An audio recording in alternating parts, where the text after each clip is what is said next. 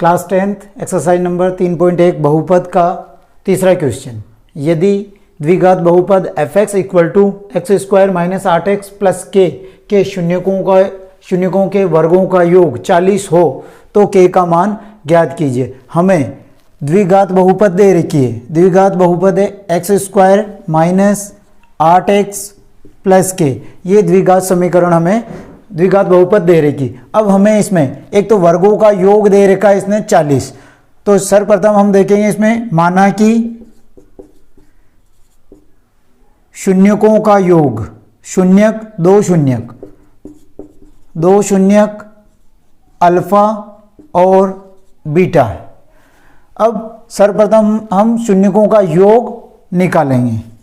तो शून्यकों का योगफल, तो शून्यकों का योगफल, और इसे हमने माना अल्फा प्लस बीटा, योग है तो प्लस हो जाएगा, बराबर।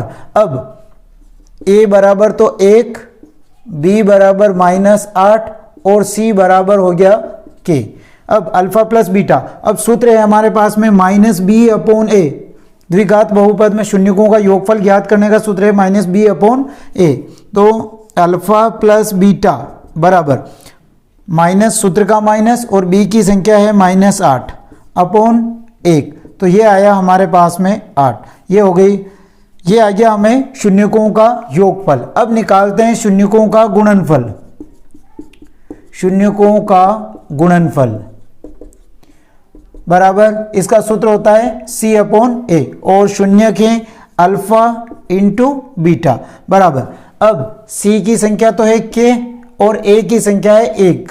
जब हम इसमें भाग लगाएंगे तो k में 1 का भाग लगाएंगे तो k आया। ये हमें आया शून्यकों का गुणनफल। अब हमें दे रखा है कि शून्यकों के वर्गों का योग 40 दे रखा है, तो हमें शून्यकों का योगफल क्या है 8। तो हम लिखेंगे यहाँ पे कि अल्फा प्लस बीटा = 8। अब हम दोनों में वर्ग करेंगे, दोनों और वर्ग करने पर, दोनों और वर्ग करेंगे तो अल्फा प्लस बीटा का होल स्क्वायर और 8 का स्क्वायर, इसको सोल्व करेंगे a प्लस बी का होल स्क्वायर से।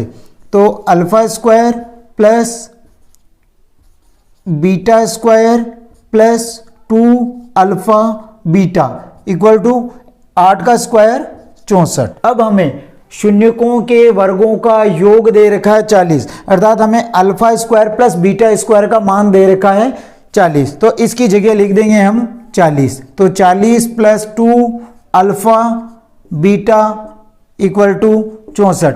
अब alpha into beta, alpha into beta का मान हमें दे रखा है k। तो अल्फा इंटू बीटा की जगह भी हम रख देंगे k। तो 40 + 2 इंटू k = 64। अब 40 + 2k बराबर 64। अब ये प्लस के इधर आएंगे तो माइनस के, इधर बचे हमारे पास में 2k बराबर 64। ये प्लस का इधर आया माइनस का 40।